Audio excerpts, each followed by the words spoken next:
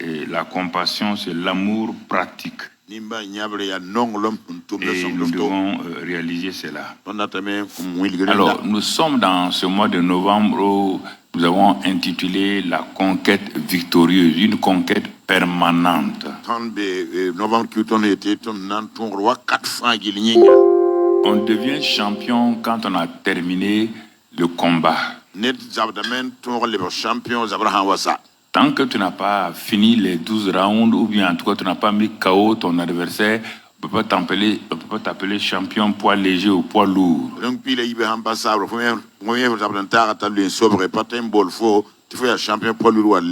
C'est quand tu as fini qu'on lève ta main droite, on te proclame champion, en tout cas de ce combat de boxe-là.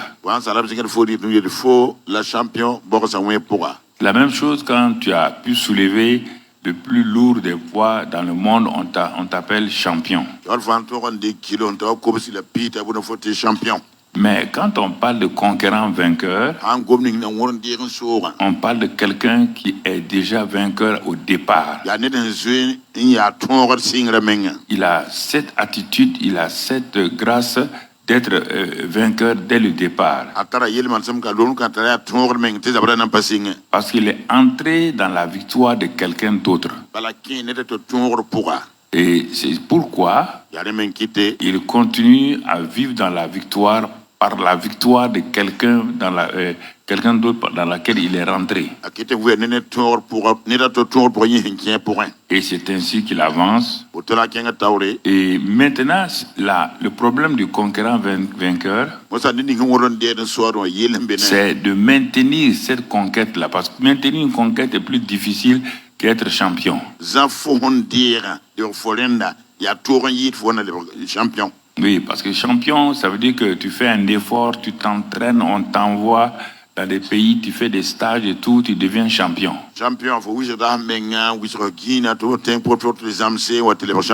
Mais conquérant vainqueur, c'est différent.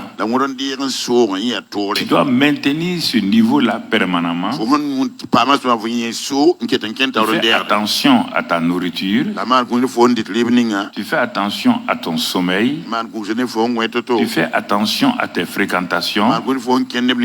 Tu maintiens donc ton niveau qu'il soit équilibré. Et quand ton corps est habitué à cela, tu restes champion, donc un conquérant, un champion permanent ou un conquérant vainqueur. Et c'est pourquoi l'ennemi ne s'attaque pas au champion, il s'attaque au conquérant vainqueur. Parce qu'il sait que s'il arrive à décourager le champion vainqueur, et le conquérant vainqueur, il a beaucoup de possibilités donc, de perturber soit sa famille ou son église ou son travail. C'est pourquoi le Seigneur dit tout le temps courage, prenez courage, j'ai vaincu, prenez courage, prenez courage, prenez courage. Et cela est très important. C'est ce que nous avons vu en novembre. Et je vais faire un résumé de novembre ce soir. Et je crois que vous n'êtes pas obligé de tout écrire parce que c'est écrit les 12 points, donc comment demeurer conquérant vainqueur, vont passer au fur et à mesure au tableau.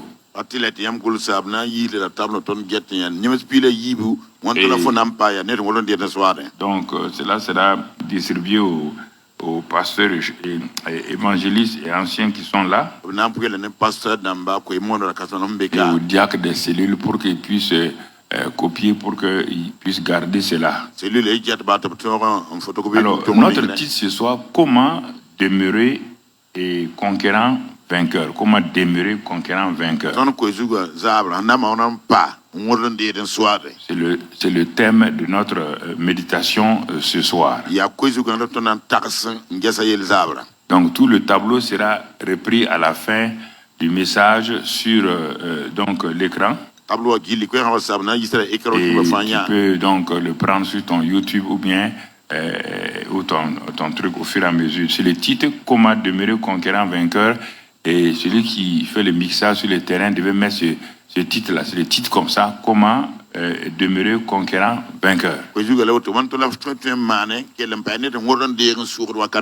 Et c'est important que nous comprenions certaines vérités, car c'est la connaissance de la vérité qui nous libère.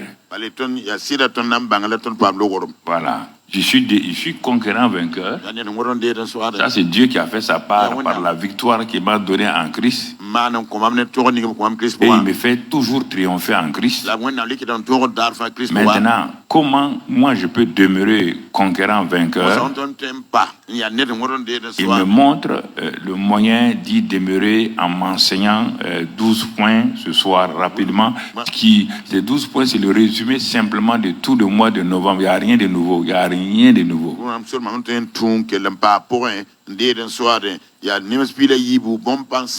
Si tu as suivi les enseignements du mois de novembre, tu vas t'y retrouver simplement. Si tu n'as pas suivi ça maintenant, ce sera des nouveautés pour toi.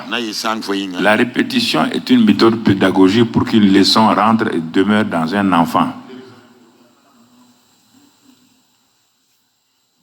Alors, c'est pourquoi le premier élément pour que je puisse demeurer conquérant vainqueur, ça commence comment et où? Ça commence par ma nouvelle naissance en Christ. Par ma nouvelle naissance en Christ, je reçois une nouvelle identité. Par ma nouvelle naissance en Christ, je reçois une nouvelle identité. Et donc c'est important. Donc c'est le premier point. Les passages qui sont relatifs à ça, c'est 2 Corinthiens 5 que vous connaissez, 17 à 21, où on parle des choses anciennes, les choses nouvelles. On parle d'ambassadeur, on parle de réconciliateur, et on termine par « Nous sommes la justice de Dieu en Christ ». C'est une révision simple. Donc, et dans Galates 2, 20, 21, puisque quand je suis devenu une nouvelle créature, mon ancienne créature, mon vieux homme est parti, il y a quelqu'un qui vient habiter en moi. Il a dit, ce n'est plus vous qui vivez, c'est moi qui vis en vous. Regardez, quand tu acceptes cette vérité-là, tu es déjà parti. J'ai été crucifié à Christ, je vis, ce n'est plus moi qui vis, c'est Christ qui vit en moi. Donc, ces 2 passages de 2 Corinthiens 5, 21 et de Galates 2, 20, 21, je n'ai pas besoin de sentir, c'est ce que la Bible dit quand j'ai reçu Christ. C'est ce qui s'est passé en moi. Tant que je ne passe pas ce premier pas-là, ce premier point-là, je ne peux pas être un conquérant. Il n'y a pas un moyen pour être conquérant. Ce n'est pas la prière qui me rendra conquérant. C'est ma naissance qui me donne l'identité. Ma naissance me donne l'identité de conquérant vainqueur. N'oubliez jamais cela. N'allez pas perdre votre temps à aller prier, jeûner pour devenir conquérant vainqueur. Non, vous êtes devenu homme simplement par naissance. Vous n'êtes pas devenu homme par la prière. Vous ne pouvez pas devenir homme par la prière. Un chimpanzé n'est pas devenu homme par la prière. Un morceau de bois ne peut pas devenir caïman par la prière. Ou vous êtes né homme, ou vous n'êtes pas né homme. Il n'y a aucun autre moyen. Donc il faut, ouais, là c'est si simple, et ça vous permet de comprendre, c'est si simple de vivre la vie chrétienne si on commence par le bon bout. Si tu commences par ce bout-là, plus personne ne peut te déranger. Plus personne ne peut prêcher sur le péché et toi tu es troublé. Tu es une nouvelle création. Les choses anciennes sont passées. Mon ami, si tu t'arrives de pécher, tu confesses ton péché simplement et tu es pardonné. Pas besoin d'aller pleurer, gémir. Voilà la certitude, le premier pas que les pasteurs et les évangélistes souvent ne prêchent pas. Et on veut que les gens sentent des choses, que les gens tombent, que les gens roulent. Ça ne fait pas de toi un enfant de Dieu. Non, mon frère. Non, ma soeur. Donc, c'est le premier point. Deuxième point, quand je suis né de nouveau, qu'est-ce qui se passe? Deuxième point, vous êtes rempli, revêtu de la présence et la puissance du Saint-Esprit. Donc, vous êtes rempli, revêtu de la présence et de la puissance du Saint-Esprit. Et qu'est-ce que cela vous donne? Maintenant, vous êtes un être humain, donc un fils de Dieu. Comme Jésus, il a été conçu et né par le Saint-Esprit. Mais maintenant, il lui manquait la puissance. Ça a été fait exprès comme ça, pour que les hommes sachent que c'est comme ça que Dieu travaille. Mais à l'âge de 30 ans, il a été rempli, revêtu de la puissance d'en haut. Et avec ça, il a pu rencontrer Satan pour lui résister et le repousser. Sans la plénitude du Saint-Esprit, ce qu'on appelle communément sans le baptême du Saint-Esprit, il est impossible à qui que ce soit d'affronter Satan, de lui résister et de le vaincre. Vous avez vu dans le Nouveau Testament, personne n'a pu le faire. C'est pourquoi dans l'Ancien Testament, c'est Dieu lui-même qui venait protéger ces gens, puisque le Saint-Esprit n'était pas en eux. Écoute-moi très bien ça. Donc ça, c'est le deuxième élément. C'est pourquoi il a dit, vous recevrez une puissance et vous serez mes témoins. Vous êtes fils de Dieu.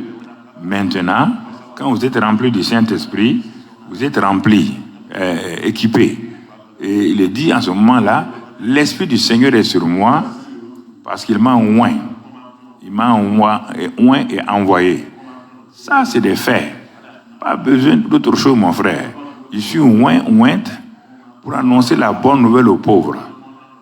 Et si je suis ignorant maintenant, je suis en train de chercher ailleurs, ça c'est autre chose. Sinon, le cahier des charges qui m'est confié, quand je suis rempli du Saint-Esprit, baptisé du Saint-Esprit, j'ai la puissance de Dieu et je m'en vais sous la conduite du Saint-Esprit pour annoncer la bonne nouvelle aux pauvres, pour guérir ceux qui sont malades. Quand on dit ça, les gens croient que maintenant tu te promènes seulement, tu guéris les malades. Non, c'est par ta foi. Et la foi de celui qui écoute ta parole. Mais on n'a pas dit matin, midi, soir, non. Tu persévères et tu verras comment Dieu va faire. Alors, quand à ce deuxième point, le troisième point que tu dois savoir pour demeurer conquérant vainqueur, tu dois être conscient que Dieu habite en toi permanemment. Dieu habite en moi. Dieu habite en moi. Et ce Dieu qui habite en moi là, il est plus grand que celui qui est au dehors. Ça, c'est dans 1 Jean 4,4. Il est plus grand que celui qui est au dehors.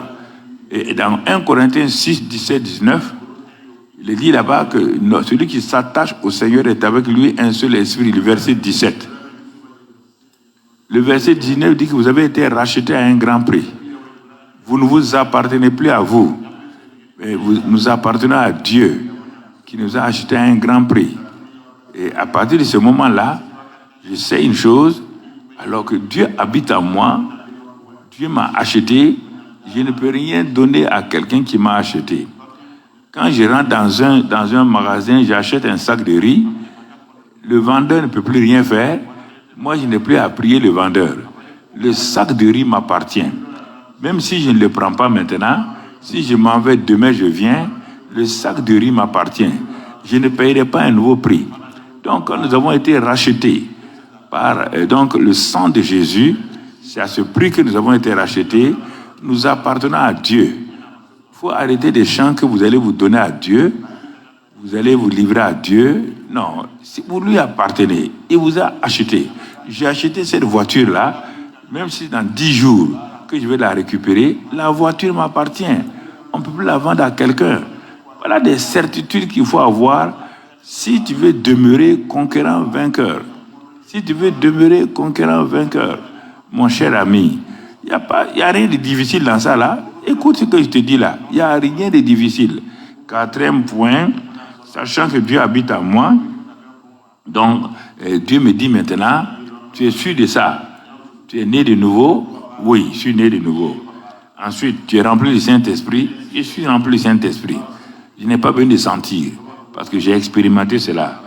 Et tu sais que Dieu habite en toi, et que ton esprit et l'esprit de Dieu sont devenus un? Oui, je le sais.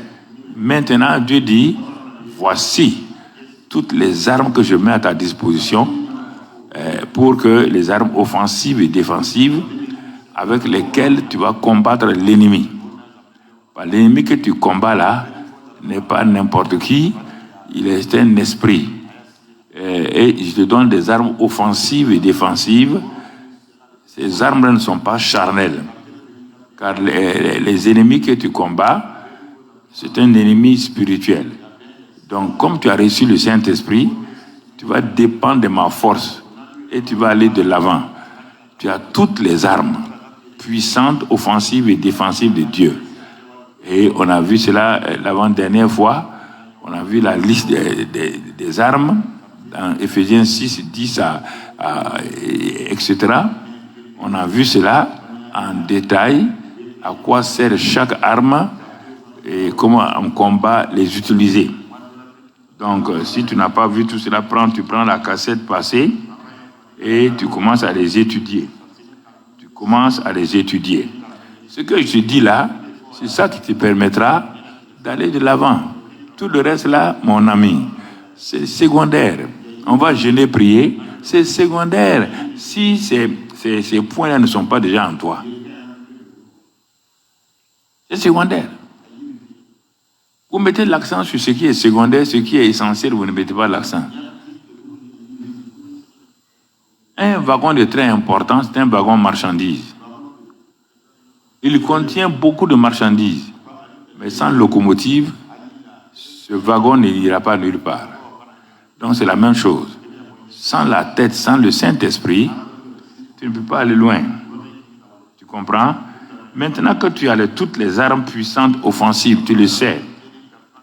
Tu le sais toi-même. Tu as accepté ça. Dieu dit, il dit, mon enfant, maintenant mets ta foi en action. Prépare-toi. Pourquoi? Parce que je t'ai donné l'autorité de marcher sur les serpents et les scorpions et sur toute la puissance de l'ennemi et rien ne pourra te nuire. Ça dans Luc 10, 19. Et dans tout Hébreu 11, il va lire là-bas, tu verras depuis l'Ancien Testament, depuis le début de l'Ancien Testament, jusqu'au moment où mon fils va venir, regarde comment ils ont mis leur foi en action. Ils ont mis leur foi en action selon la parole que je leur ai donnée.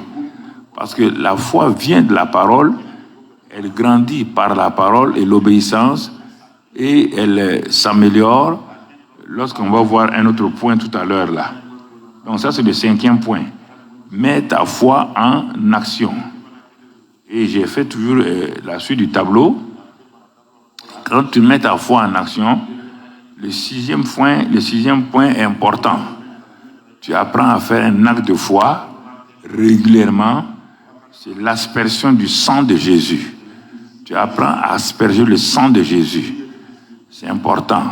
Quand Moïse devait quitter avec son peuple, Dieu n'a pas trouvé notre moyen que de donner à Moïse l'aspersion du sang. Il a aspergé le sang non seulement sur les linteaux et les poteaux, sur tous les biens, même sur le tabernacle, il a aspergé le sang par la foi. Et quand il a aspergé le sang là, il est dit dans Hébreu 11 que c'est par l'aspersion que Moïse a quitté l'Égypte sans avoir peur. Dès qu'il a vu le sang, qu'il a aspergé le sang, il savait bien que Dieu, donc, à travers le sang, allait donc agir puissamment.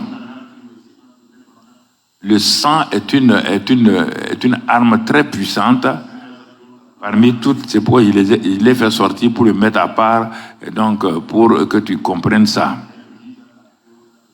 L'aspersion du sang peut se faire par ta bouche. Simplement, en disant, je brandis le sang de Jésus contre toi. Satan, je brandis le sang et j'asperge le sang de Christ sur cette situation-là. Et j'annule ta puissance. L'aspersion du sang, c'est quelque chose quoi. Voilà. Donc, ou bien, si le jour de la Sainte Seine, tu peux enlever ça, tu asperges ça. J'asperge le sang de Jésus sur toi. Et cela détruit tout pouvoir que tu as contre moi. Voilà, ça peut être une application ou une aspersion avec le doigt où tu asperges le sang. Et dans ta maison, tu peux asperger le sang sur le lit de ton enfant quand l'enfant crie la nuit.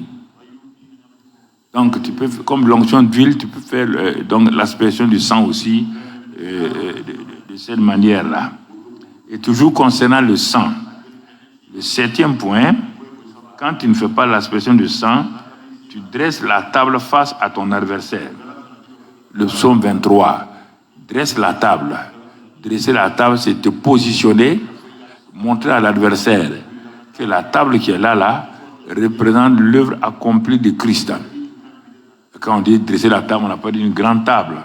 Tu peux t'asseoir à un guéridon à côté de toi, une petite table, même tout juste une assiette là, il y a le pain, il y a la coupe là, tu rends grâce à Dieu pour l'œuvre accomplie de Christ. Et tu soulèves ça et tu brandis ça contre Satan.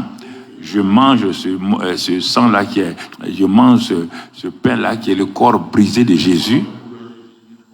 Et en mangeant ce pain, je te dis que mes péchés sont pardonnés, ils sont pris, mes maladies sont guéries, mes malédictions sont ôtées, et ma pauvreté, mes défaites sont parties. Et maintenant, les bénéfices de ce corps-là passent en moi.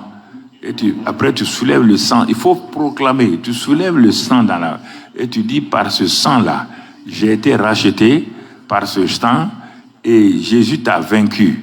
Par ce sang-là, il m'a dit dans Apocalypse 12, verset 11, de considérer que je suis plus que vainqueur par ce sang-là et par la parole de ma bouche. Donc, j'ai dressé ma table devant toi que tu ne peux pas traverser. Tu ne peux pas aller plus loin que cela parce que c'est moi qui suis en contrôle. Donc, tu t'arrières de moi. Je parle, il est dit, il est écrit, Dieu a dit. Ça, c'est dresser la table face à mes adversaires, mon frère et ma soeur. Le 8e point, ils ont sauté un mot, c'est en tant que roi et sacrificateur. Ils ont sauté le mot roi. Donc, en tant que roi sacrificateur. Et la Bible dit, dans le livre d'Ecclésiaste 8 à 4, que les paroles du roi sont très puissantes. Et comme tu es roi et sacrificateur, selon donc Apocalypse 1:5 et Apocalypse 5:5, tu es roi et sacrificateur. Et il est écrit que tes paroles sont puissantes. Tes paroles sont puissantes. Et qui va le dire, que fais-tu? On te dit que personne ne va te dire que fais-tu. Satan n'a pas le droit de te poser des questions quand tu agis comme roi et sacrificateur. Tu es là, dans un pays, le roi est la dernière autorité. On ne peut pas prendre un décret pour contrôler un roi. Tous les pouvoirs sont dans sa main. Dieu te dit, tous les pouvoirs sont dans ta main. C'est pourquoi je t'ai dit, tout pouvoir dans les cieux et sur la terre m'appartiennent. Et comme tu fais partie de mon corps, cela aussi t'appartient. Donc tu comprends? Et c'est pourquoi il dit, le psaume 107, quand tu ouvres ta bouche, tu envoies ta parole là, elle part, elle guérit. Et la parole ne part pas revenir sans avoir accompli ma volonté. Car je veille sur ma parole, laquelle qui sort de ta bouche. Fais attention. Si tu parles la mort, moi je vais veiller que tu meurs.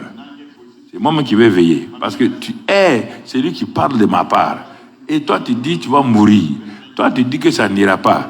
Toi tu dis que le cancer. Il dit ok, puisque tu es mon porte-parole. Et tu viens de dire au monde là, écoutez-moi, moi je vais mourir bientôt.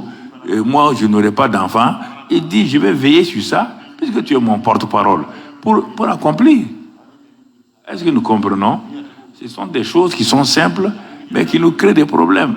Parce que nous parlons mal. Nous ne savons pas parler. Tout le temps, le négatif. On va écouter la parole. Quand on sort, on envoie un message à papa. C'est le contraire de ce que je t'ai enseigné. Vous voulez qu'il soit heureux avec ça? Et t'enseignes quelque chose. Ah, mais ouais, je ne comprends pas ce qui m'arrive. Tu n'as qu'à aller, il ne faut pas comprendre. Si tu meurs, il faut mourir. Ah, laisse-moi tranquille. Il y a quoi? Il te donne une solution. Tu sors, au lieu de m'encourager, pour dire, aujourd'hui j'ai entendu la parole, vraiment je change. Non, non, non. Tu reviens à l'ancienne chose. Et tu n'as qu'à partir comme ça. Tu m'as dit, tu pars au paradis, non? Est-ce qu'il y a problème? Tu ne pars pas en enfer? Voilà. Donc, il y a des choses comme ça. Hein? Donc, neuvièmement, après le sang, il y a la parole. Et la parole de Dieu, comme je viens de le dire, la Bible dit qu'elle est efficace, puissante, tranchante, comme une épée à double tranchant. Donc, la parole de Dieu, elle est dangereuse. Elle a deux tranchants. Donc, le tranchant qui va sur l'ennemi, sur les montagnes, si tu tires comme ça, l'autre tranchant là peut te détruire toi-même. Donc, il faut veiller, ça complète ce que je viens de dire avec le sang. Donc, il faut veiller à ne pas parler trop vite. Ne parle pas trop vite. Ne dis pas des paroles contre toi-même. Ça ne te servira à rien. Ça te fera du mal. N'oublie pas que Dieu veille. N'oublie pas que Dieu dit qu'il a mis dans ta bouche sa parole. N'oublie pas que tes lèvres prononcent la parole de Dieu. Parce que tu n'es pas quelqu'un d'autre. On te dit que ce n'est plus toi qui vis, c'est Christ qui vit en toi. Tu n'as pas de vie à côté. Ne me parle pas de ta vie. Tu n'as pas de vie. Ce n'est plus toi qui vis. Tu n'es pas différent de Christ. Toi et Christ, vous êtes devenus un. Mais pourquoi toi, tu parles comme ça, comme si tu étais autonome de Christ? Non. Tu appartiens à Christ. Christ vit en toi. Donc, fais attention. Ta bouche, tout appartient à Christ. Mais si tu dis des choses qui vont te détruire, Dieu te regarde. Il ne peut rien contre ça. Il ne peut rien. C'est les incapacités de Dieu, comme ça il te dit. Les incapacités de Dieu ne peuvent rien contre la parole de quelqu'un, contre la volonté d'un homme. Non, Dieu ne peut rien contre ma volonté ni mes paroles. Quand je dis quelque chose, Dieu me respecte. Je lui ressemble. Je suis à son image. Je suis à sa ressemblance. Il m'a donné pouvoir de parler. Il m'a dit de parler à ma montagne. Si je ne parle pas à ma montagne, Dieu ne fera rien. Il ne faut pas oublier, il ne faut pas être africain. Dieu comprend. Dieu ne comprend pas. Il ne comprend rien. Il a dit que, est-ce que lui, il peut empêcher d'enfanter? Il dit, lui, il ne peut pas empêcher d'enfanter.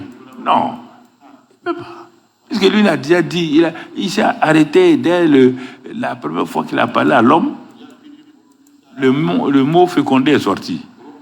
La première fois qu'il a parlé à l'homme, Adam avec Ève dans son sein, en lui là, il a dit, vous êtes bénis. Première chose, soyez féconds. Ça veut dire tous les hommes. Je ne m'inquiète pas, c'est tous les hommes. Maintenant, il arrive à un moment donné, à un certain âge, bon, il y a des choses, mais même là, si on s'y force, on s'y attend à ça de tout cœur, la chose va se passer. Dieu a dit cela. Et c'est pourquoi il a dit que la femme enfantera 7 fois, la stérile enfantera 7 fois, et la stérilité vaincue. Voilà, ce sont des choses qui sont importantes. Et j'avais fait cette cassette-là il y a très longtemps dans la première église. Je vois où j'étais assis pour enregistrer, c'était là. Là, tout juste, là où se trouve le diable principal, là. J'avais enregistré dans un simple magnétophone. C'était les petites cassettes à l'époque. J'ai enregistré ça. Bon, on n'a pas de choses. J'ai fait dupliquer par les jeunes qui sont dans l'ancien bâtiment là-bas. Et j'étais inspiré d'amener ça en France. On avait Coef 5. Donc les gens sont venus de plusieurs pays, du Tchad, du Cameroun, de Zaïre à l'époque. J'ai donné à quelques Tchadiennes et tout. Elles sont allées puis copier ça. À la prochaine réunion, elles sont venues me dire, pasteur, ta cassette l'a fait. Je lui ai dit, quelle cassette? La cassette que tu nous as donnée là, la stérilité vaincue. Et la deuxième cassette, la stérile enfantera 7 fois. Il dit, mais nous avons écouté, c'était étonnant. Nos sœurs qui étaient là, qui n'enfantaient pas, ont commencé à enfanter 8 ans, 9 ans, 10 ans, sans enfanter. Mais en écoutant la cassette là, ils ont commencé à enfanter. Je dois avoir ça avec moi. J'avais dit à RMC, peut-être Cyril doit avoir ça, ou bien ceux qui sont là, ils doivent avoir sous la forme de cassette ou de clé, je ne sais pas. Donc de temps en temps, quand les gens viennent, je leur donne ça. Si vous voulez, vous prenez ça là-bas. Donc, il y a deux, la stérilité vaincue et la stérile enfantera 7 fois. Donc, tu comprends? Ce sont des choses importantes. Mon ami, mon frère. Ça, donc, la parole de Dieu. Dixième élément, comment demeurer conquérant vainqueur, c'est la pratique de l'onction d'huile par la foi fonctionne encore. L'onction d'huile pratiquée par la foi fonctionne encore. Quand tu regardes dans Jean 6, 12, quand Jésus a envoyé ses disciples, ils ont en tout cas continué à appliquer l'onction d'huile. Et dans Jacques 5, l'onction d'huile est la formule la plus appropriée pour les membres des églises.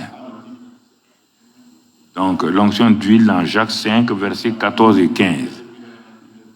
14 et 15. C'est ce que quelqu'un parmi vous est-il malade? On parle de l'église. On ne parle pas des païens. Mais les gens ne veulent pas appliquer ça. Quelqu'un parmi vous est-il malade? Qu'il appelle les anciens de l'église et que les anciens prient pour lui en faisant quoi? En loyant d'huile au nom du Seigneur. Première chose, qu'on prie pour lui en loyant donc de l'huile d'onction au nom du Seigneur. Et regardez les résultats.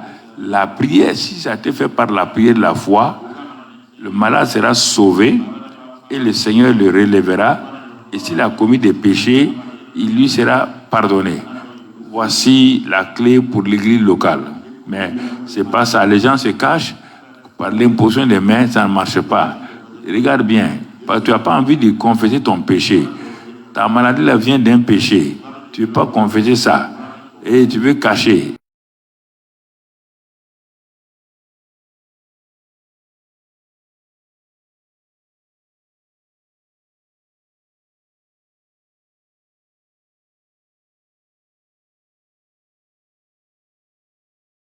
Mûr, ça peut être une sœur de l'église qui est là, qui est mûre, ça peut être un diacre, donc ça peut être quelqu'un qui est mûr dans la foi, et vous vous asseyez, vous parlez, voilà, et confessez-vous vos péchés les uns aux autres. Vous comprenez? Si tu vois qu'au moment où on va te moindre d'huile, tu as quelque chose contre ton frère, ou bien tu avais dit quelque chose, tu dis, ah mon frère, attends, tu vois, je te confesse, parce que tel jour j'avais telle attitude contre toi. C'est ces petites hontes-là qui font que les gens ne vont pas les uns contre les autres. Qu'est-ce qu'on va penser de moi? C'est qu'on n'a pas besoin de penser de toi. Le diable sait ce que tu as dit. Dieu sait ce que tu as dit. Toi-même, tu sais ce que tu as dit. Et on va penser de toi quoi? C'est toi seul qui veux faire semblant de n'avoir pas dit ça. Donc, tu vois, donc vaut mieux que pratiquer Jacques 5 là, et qu'en ce moment-là, ah, mais si je dis mes péchés au frère là, il peut dire que sa langue là, soit une langue pendue que pendant qu'il s'en va propager. Toute langue qui s'en va se promener dire les péchés des gens, cette langue-là elle est déjà détruite. Je vous dis ça la vérité. Quelqu'un te confesse son péché, tu sors, tu dis ça aux gens, ta langue est annulée, elle n'a plus de puissance. Jusqu'à ce que tu aies te repentir. Ta langue, c'est fini pour toi. Ta langue n'a plus de pouvoir. Tu peux prier, faire ce que tu veux. Ta langue, et plein de chrétiens sont comme ça, attachés par des langues comme ça, là, parce qu'on leur dit de secret, toute la cellule est au courant, tous les quartiers au courant. C'est pas une bonne chose. Tu viens de te bloquer ta langue. Si tu ne veux pas écouter, dis aux frères, aux sœurs, là, il ne faut pas me dire ton péché. Donc, il faut aller là. Et comme tu ne veux pas faire, tu fais semblant. Maintenant, tu t'es créé un problème. Tes prières ne seront plus exaucées. Parce que tu as offensé ton frère, tu as offensé Dieu. Et Jésus n'a jamais confessé les péchés des gens. Il n'a jamais dit aux péchés des gens d'aller dans tel endroit. Ça, c'était le 10e point. Le 11e point que nous avons vu dans ce mois-là, c'est la prière et les jeûnes. On a vu ça un peu seulement, que sûrement on va développer ça plus tard. La vraie prière, le vrai jeûne. J'ai eu à utiliser dans ce mois-là ce mot vraie prière, vrai jeûne, vraie prière. Ça veut dire qu'il y a fausse prière et faux jeûne. Voilà, donc mon frère, on dit dans Éphésiens 6, 18 de faire toutes sortes de prières en tout temps. Il dit par l'esprit. Quand on dit par l'esprit, il y a deux aspects. Conduit par l'esprit, la prière que je vais faire là, elle a été inspirée par l'esprit. Et je la fais en français, moré ou dans ma langue, chose. Deuxième aspect, prier par l'esprit, je prie en esprit, en langue. En ce moment, c'est avec Dieu que je prie, 1 Corinthiens 14, 2, 3. Et c'est des secrets que je prie avec Dieu. Et je prie des secrets avec Dieu. Voilà, pour toutes sortes de prières et toutes sortes de prières et de supplications. Veillez à cela avec une entière persévérance et priez pour tous les saints. Donc, tu dois veiller à cela. Donc, régulièrement, en priant en langue ou en priant en esprit parce que tu as été inspiré, tu pries et tu verras que Dieu te donne la paix, la certitude, la foi. Et tu peux aller de l'avant. Et enfin, si tu veux que tout cela, ça marche, il y a un emballage important, un grand emballage important. C'est la 12e arme qui est terrible, dont Satan a peur. C'est une arme combinée qu'on appelle amour, humilité et compassion. Satan n'a peur de rien que de ça. Un homme, Dieu est amour. Et Dieu dit que celui qui n'aime pas là, il est déjà mort. Il ne verra pas Dieu. Il n'a même pas de vie en lui. Donc, moi, j'ai fait tout ça là. Les 11 points là. Et le 12e point, j'ai dit non, je ne veux pas. Dieu dit que tu es mort. Chez nous, on ne te considère pas. Va lire dans 1 Jean. Va lire dans 1 Jean 2, tu vas voir ça là-bas. Va lire dans Jean 13. Tu vas voir ça là-bas. Que à l'amour que vous avez les uns pour les autres, on vous reconnaîtra comme mon disciple. C'est un commandement nouveau. Aimez-vous les uns les autres. Si je n'aime pas, je ne suis pas disciple de Jésus. Si je ne suis pas disciple de Jésus, je perds mon temps. On saura que vous êtes mes disciples si vous avez l'amour les uns pour les autres. Ça, dans Jean 13. Parce que dans 1 Corinthiens 13, 8, il dit cet amour-là ne faillit jamais. Il ne peut pas échouer. L'amour ne peut pas échouer. Et tu entends dans Jacques 4, 7, là où il y a l'amour, il y aura l'humilité. Il dit, soumettez-vous à Dieu, résistez au diable. Mais un orgueilleux ne peut pas se soumettre à Dieu. Il ne peut pas se soumettre à Dieu parce qu'il ne peut pas le faire. 1 Pierre 5, ici, il dit que aussi, donc, nous devons résister au diable par la soumission de l'humilité. Donc, bien-aimés frères et sœurs, donc vous comprenez toutes ces choses-là que nous avons vues dans le mois de novembre pour nous permettre d'aller de l'avant et de progresser. Donc, les autres choses, ce que vous faites là pour Dieu là, ce n'est pas pris en compte ici. Non. Chanter pour Dieu, non, ce n'est pas pris en compte. Prêcher pour Dieu, ce n'est pas pris en compte. Ça, c'est les récompenses, les œuvres. Mais si tu n'as pas ça là, les œuvres là ne comptent pas. Il faudra que vous voyez ça clair. Il ne faut pas aller prendre les œuvres, remplacer votre... Vous voulez pas aimer Dieu. Vous ne voulez pas aimer votre prochain. Mais vous voulez faire l'œuvre là pour qui? Vous n'avez pas vu les reproches qu'il a donnés aux 7 églises de l'Odyssée, 7 églises de l'Apocalypse? J'aime lire ces reproches-là parce que ça me permet de me corriger moi-même. Il dit, je connais tes œuvres. Je sais même que tu as souffert. Je sais même qu'on t'a persécuté. On a tué des gens. Mais il y a telle chose. Tu as parmi vous cette femme-là qui se prend une prophétesse et des Jézabel. Tu as tant. Il dit chaque fois. Il dit, je connais tes œuvres. Ne parle même pas. Je connais tes œuvres. Je sais ce que tu souffres. Mais pourquoi tu te comportes comme ça? Église d'Éphèse. Quand je suis venu avec mon envoyé Paul, quand vous avez commencé là, vous n'étiez pas dans la joie, il dit oui. Vous ne m'aimiez pas avec le premier amour, ils ont dit mais oui. On était prêts à donner notre vie pour toi.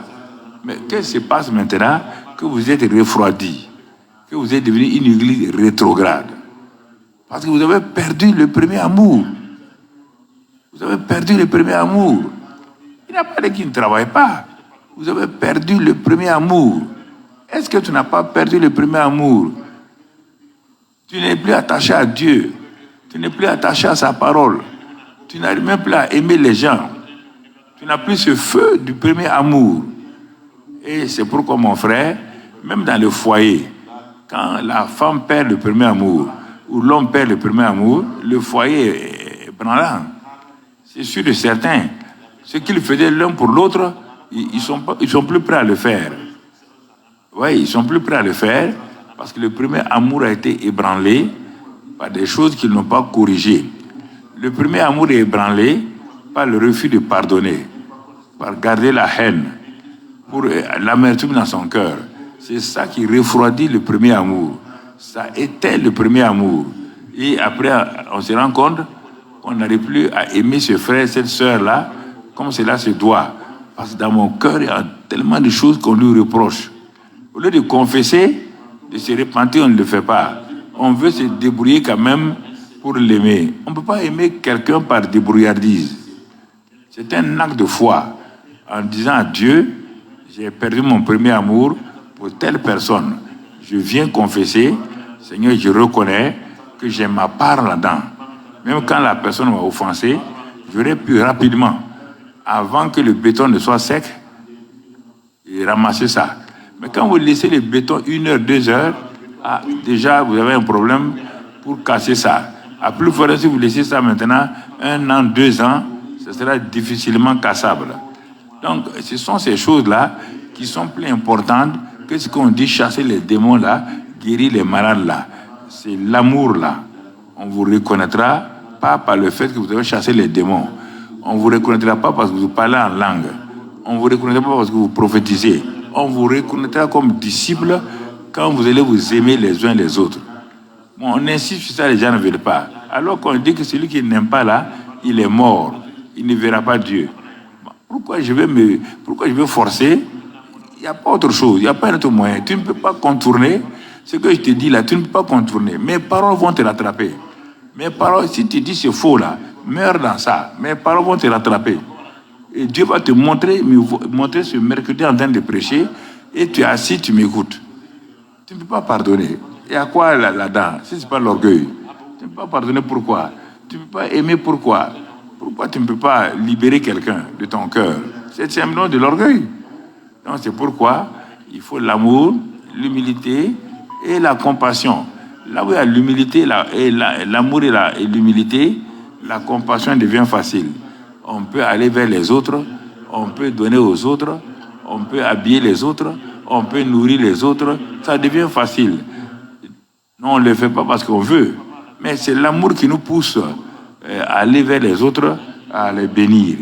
Voilà, bien-aimés frères et sœurs, donc le résumé du mois de novembre que vous devez retenir. Ils vont présenter le tableau complet pour que vous puissiez voir ça. Et avec ça, quand vous allez vous-même étudier, ce mois de novembre est un mois très important pour que vous puissiez vous enlever mes images et tout, et vous mettez le tableau complet comme vous l'avez donc dit, donc, pour que les gens voient. Donc avec ça, quand tu vas ouvrir ton truc YouTube ou Facebook, tu vas voir, c'est par numéro. Bon, ils l'ont mis sous cette forme-là, ils pouvaient le mettre. Ce qui est sûr, il faut que... voilà, donc, quand tu vas ouvrir, tu vas voir ça, et ça va te permettre de revenir sur ça régulièrement, et pour demeurer conquérant vainqueur. Demeurer, je n'ai pas dit être, hein. Non, tu es déjà conquérant vainqueur. Il faut que tu demeures dans ça. Si tu ne demeures pas dans ça, si tu perds cette position-là, tu deviens un simple champion. Et ce champion-là, il est instable. C'est pourquoi tu vois beaucoup de champions qui sont instables dans cette vie-là. Leur vie n'est pas une vie consistante. Et donc, tu comprends, tu vois. Et c'est pourquoi ce soir, tu dois comprendre avec moi. Je ne veux pas aller loin. Je voulais venir te dire ces choses parce qu'on va voir la compassion pratique dans les jours à venir, non pas seulement en allant vers les gens, mais comment je peux pratiquer la compassion, moi-même, la compassion pratique dans ma vie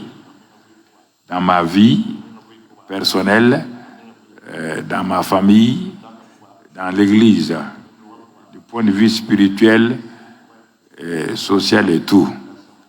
Ça va m'aider à aller de l'avant et à progresser, afin que la grâce de Dieu soit sur moi. Donc, c'est pourquoi je vais te donner quelques éléments. Il y a 2 points sur lesquels nous allons prier ce soir pour que nous puissions, avant de nous séparer. Mais je vais d'abord te donner ça sous forme d'un enseignement bref qui complète ce qu'on vient de dire là. Donc, pour terminer le mois de novembre. Donc, il faut que tu saches une chose, que l'œuvre de Dieu est faite pour nous, pour nous permettre d'aller donc de l'avant. Elle est faite avec une onction, toujours une onction fraîche. Qu'est-ce que cela veut dire et je vais donner quelques versets, tu vas nous donner cela, Éphésiens 5 par exemple, versets 17 à 21. Éphésiens 5, versets 17 à 21. C'est-à-dire le baptême du Saint-Esprit, c'est une seule fois. Mais le renouvellement, le rafraîchissement est autant de fois que tu veux. Et regardez ce verset 17 dit, c'est pourquoi ne soyez pas inconsidérés, mais comprenez quelle est la volonté du Seigneur. Quelle est la volonté du Seigneur? Vous devez comprendre cela. La volonté du Seigneur, ce n'est pas de vous enivrer de vin. Il ne pas vous enivrer de vin, c'est la débauche. Donc, il n'y a pas de ne pas boire de vin, de ne pas nous enivrer de vin. Pourquoi il a pris cet exemple-là? Quiconque est enivré de vin ne se contrôle plus. Quiconque est enivré de vin fait des choses qui donnent la honte à lui-même et à la famille.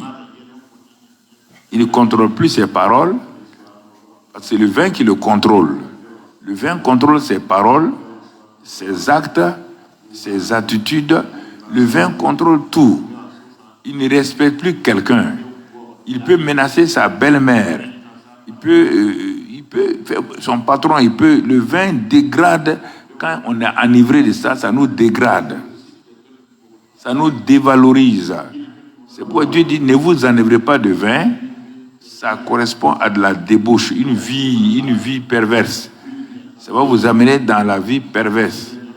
Tu vas faire des rires, tu vas ricaner, tu vas faire des choses que tu ne contrôles pas.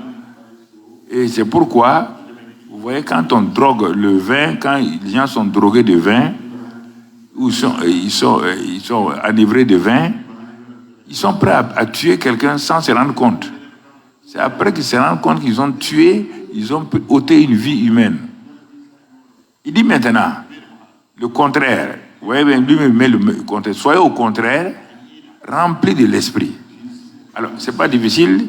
Le français facile dit quoi? Ne sois pas un soulard, ne sois pas sous. Ne sois pas sous de vin. Voilà les conséquences. Il te dit maintenant, il dit, si tu ne dois pas être sous de vin, tu dois être sous de quoi? Du Saint-Esprit. De même que le vin contrôle, on reste toujours d'abord avant d'arriver à... Voilà. De même que le vin fait te poser des paroles, des actes et tout. Regardez la puissance du Saint-Esprit. Si tu es rempli de l'Esprit, c'est-à-dire, pas de temps en temps, rempli continuellement. Pas plusieurs baptêmes. Un seul baptême du Saint-Esprit, plusieurs remplissages, plusieurs renouvellements. Alors que ton baptême du Saint-Esprit est vieux de 20 ans, certains de 15 ans, d'autres de 3 ans. Mais tu n'as jamais été rafraîchi. C'est ce qui fait que ton tuyau là dégouline de partout. C'est-à-dire qu'il y a, dans ta vie là, il y a des trous par lesquels la puissance de Dieu s'en va et ton tonneau est vide. Donc, il faut savoir être rempli de l'esprit. Rempli de l'esprit. C'est ça qui fait du conquérant vainqueur un homme, une femme remplie de l'esprit. Donc, par ça, il te dit de faire quoi? Comment je peux être rempli de l'esprit? Voici ce que je dois entretenir. Voilà ce que je dois faire. Entretenez-vous par des psaumes, pas des hymnes, des chants, pas des cantiques spirituels. C'est 3 niveaux, les psaumes, les hymnes et les cantiques spirituels. Chantant et célébrant de tout votre cœur les louanges du Seigneur. Nous ne pouvons pas venir seulement à l'église. Je ne comprends pas. On ne peut pas venir à l'église, chanter, et faire danser les gens, et quand on a fini, quand on sort, on ne nous reconnaît pas. On ne nous reconnaît pas. Mon frère, ma soeur, on ne nous reconnaît pas. Pourquoi? Parce que une fois, j'étais à San Diego, Californie. On a fini la réunion de Maurice Hirolo. On nous a répartis dans les églises pour prêcher. J'ai pris un frère du Ghana qui parle bien français pour m'interpréter. Ils m'ont envoyé dans une grande église de San Diego. Et ce jour-là, bon, je ne savais pas que j'allais prêcher. Je me suis assis, j'ai regardé d'abord leur louange. J'ai regardé comment ils manifestaient la vie de l'esprit. Il fallait que je capte l'ambiance de l'église avant de prêcher. Je capte l'ambiance de l'église. Quand j'ai capté ça, Dieu a attiré mon attention sur le groupe de louanges et de ceux qui font les mimes là, qui dansent, qui font les mimes, non? Voilà, donc il m'a montré leur cheptel là. J'ai bien regardé. Mais elle a conduit ceux qui dansaient, chorégraphie, voilà, fait des chorégraphies très bien avec le groupe musical formidable. Mais quand j'étais assis, le Saint-Esprit me dit, cette femme-là, sa vie, sa famille, c'était un enfer. Elle veut se rattraper dans l'église en chantant, en sautant, mais ça ne peut pas compenser. Ce qu'elle fait à l'église, là, ça, c'est pas la vie chrétienne. Ce qu'elle fait à l'église, là, ce sont des œuvres, des actes, des choses. Bon. Donc, il dit, donc j'ai eu mon message. Tout de suite, mon message était quoi? Luc et Marthe et Marie. Marthe et Marie. Alors, j'ai commencé à prêcher ça. Marthe et Marie. Donc, je ne savais pas que l'église même était concernée par ça. Quand je prêchais ça, je voyais les gens, vous savez, les gens sont assis côte à côte, les Européens et tout, ils se parlent. Quand la parole de Dieu les touche, ils se parlent. Et quand on a fini, la jeune femme qui dirigeait la chorégraphie là, donc a demandé au pasteur si elle peut témoigner. Et le pasteur a dit de monter. Elle a témoigné que tout ce que j'ai prêché là, c'est sa vie. Elle a commencé à pleurer. Bon, les gens la voyaient, une bonne cantatrice, une bonne chantre, mais sa maison était dans la catastrophe. Sa vie était dans la catastrophe. Elle a pleuré. Elle a pleuré. Vous voyez bien? Donc c'est ça que je dis là. Donc, mais quand j'ai fini, on l'a parlé, on a prié pour elle, pour qu'elle ait quelque chose, qu'elle puisse vivre cela au nom de Jésus-Christ. Une autre dame, vous connaissez bien celle qui a fait le chant « Tel que je suis, rien sans rien à moi ». Elle voyageait dans un bateau, c'est ça si je me souviens bien, avec où dans le bateau il y avait une salle à manger.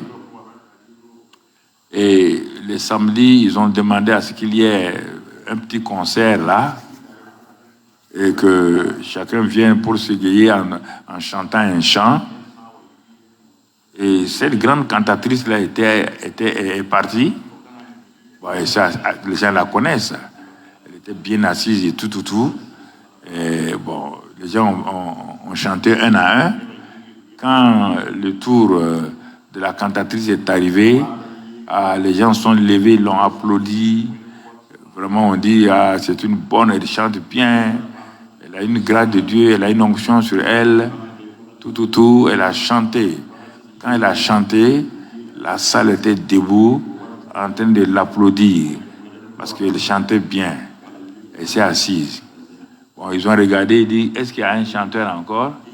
Il y avait un vieux pasteur qui a levé la main. Les gens ont dit de venir. Bon, il souriait un peu. Les gens souriaient un peu en se disant qu'est-ce qu'il va chanter. Le pasteur est arrivé et il a demandé simplement à l'Esprit de Dieu de lui donner un chant ouin. Sa voix tremblait, les notes n'étaient pas parfaites. Les notes qu'elle chantait, donc, c'était pas parfait. Au bout de quelques 2-3 minutes, l'Esprit a saisi la salle. Mon frère, tout le monde était en train de pleurer. Tout le monde pleurait. Et notre bonne, grande chantre, cantatrice là, elle est sortie rapidement. Elle est partie dans sa chambre, tombée sur ses genoux, crier à Dieu. Crier à Dieu.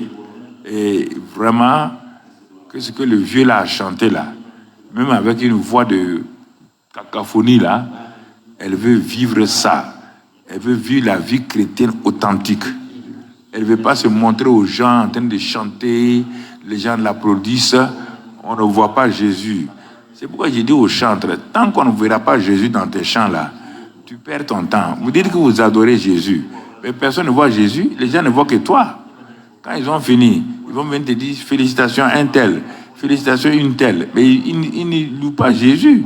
Ils viennent, au contraire, tu avais l'onction aujourd'hui, hein, mais en ce moment-là, tu as perdu tout. Et c'est ça qu'on a fait pour la femme. On l'a chanté, on l'a élevée dans un premier temps. Dans un deuxième temps, elle était effondrée. Elle est partie pleurer. Elle a dit à Dieu qu'elle veut changer, qu'elle veut vraiment être, qu'on la voit telle qu'elle est. Et que les gens qu'on la voit telle qu'elle est seulement, dans sa faiblesse, de ne pas chercher autre chose. Et quand elle a fait ça, elle a pleuré et puis elle s'est arrêtée. Le Saint-Esprit est venu sur elle. Comme il s'est humilié devant Dieu, le Saint-Esprit est venu. C'est ça que le grand chant que Billy Graham a chanté à toutes ses croisades. Tel que je suis, sans rien à moi, sinon ton sang versé pour moi. Donc c'est ça. Quand elle est venue, elle a chanté ça, la salle était à terre. Donc vous voyez, frères et sœurs, c'est de ça que je vous parle. Ne cherchez pas à faire des choses pour que les gens vous voient. S'ils ne voient pas Jésus là, le reste n'a pas de sens. Si vous voulez faire des œuvres, Jésus a dit quoi? Et il dit, le malade que tu as vu là, au lieu de discerner que je suis en lui, tu as discerné un simple malade. C'est pourquoi tu ne l'as jamais aidé. Si le riche avait discerné que dans Lazare, moi j'étais en lui, il n'allait pas se comporter comme ça. Et le prisonnier que tu es allé visiter en prison, tu as vu en lui simplement un homme méchant, un criminel qui a posé un acte. Tu ne sais pas pourquoi il a posé l'acte là, il a tué son frère ou bien son voisin. Et toi, tu l'as condamné. Mais il a dit, c'est moi qui étais là. On ne peut pas imaginer que Jésus soit dans un criminel, un voleur, qu'il soit dans ce pauvre nu aveugle-là. On ne peut pas accepter. C'est pourquoi la compassion, c'est un acte de foi. Et on va au-delà et on voit Jésus. Ce n'est pas la pitié. La pitié fait qu'on est triste, on ne veut pas s'approcher parce que nous, on est trop saints, trop bons, et que la personne l'ait rejeté. Faites attention. Vous pouvez pitié des gens, leur donner un peu d'argent, leur donner un peu de nourriture, mais Dieu ne tient pas compte de ça. La compassion et l'amour vont ensemble. L'amour précède la compassion. L'amour dont je suis rempli là va me permettre d'avoir compassion et de pratiquer la compassion dynamique. Donc vous voyez, frères et sœurs, déjà j'ai introduit le mois de novembre là, la compassion dynamique.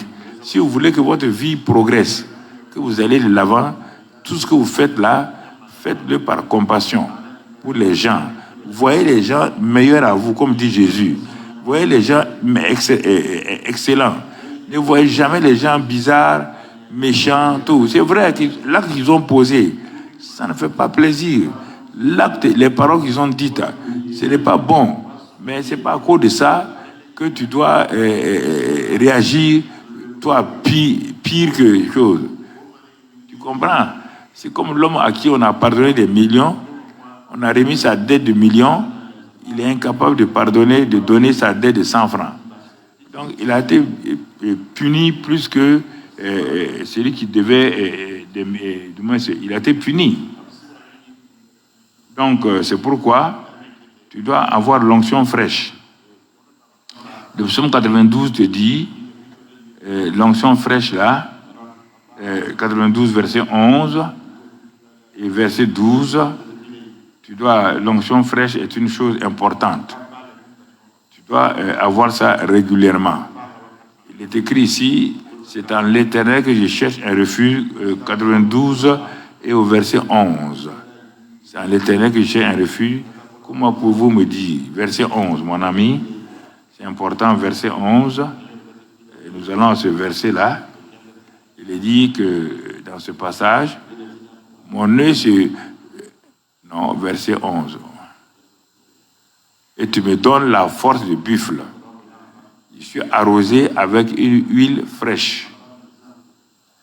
Là où il y a l'onction, il y a toujours la force. La force d'aimer, la force de pardonner. Ce n'est pas la force physique seulement, hein. La force morale de repousser le péché, la force morale de ne pas me laisser dominer. Donc, c'est l'onction-là qui brise les jougs et qui renouvelle ma vie. Et dans la Bible, on appelle ça onction fraîche. Et on peut l'avoir régulièrement. On peut l'avoir, ce n'est pas un baptême du Saint-Esprit, hein? Non, c'est un renouvellement.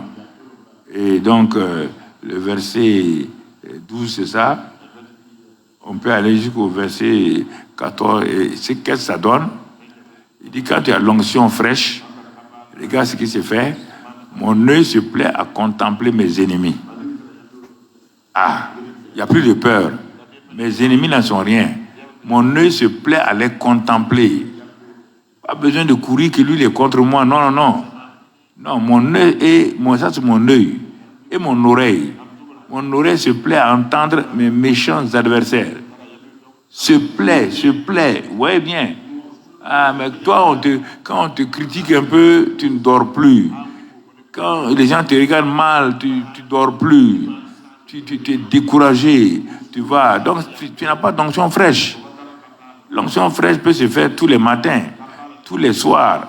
Ce n'est pas quelque chose. Non, c'est croire. Comme on l'a dit, entretenez-vous pas des psaumes, des cantiques. C'est de prendre des cantiques en relation avec le Seigneur, avec sa présence. L'adorer. Oui. Tu es Alpha et Oméga. Tu es Dieu et ton trône est élevé.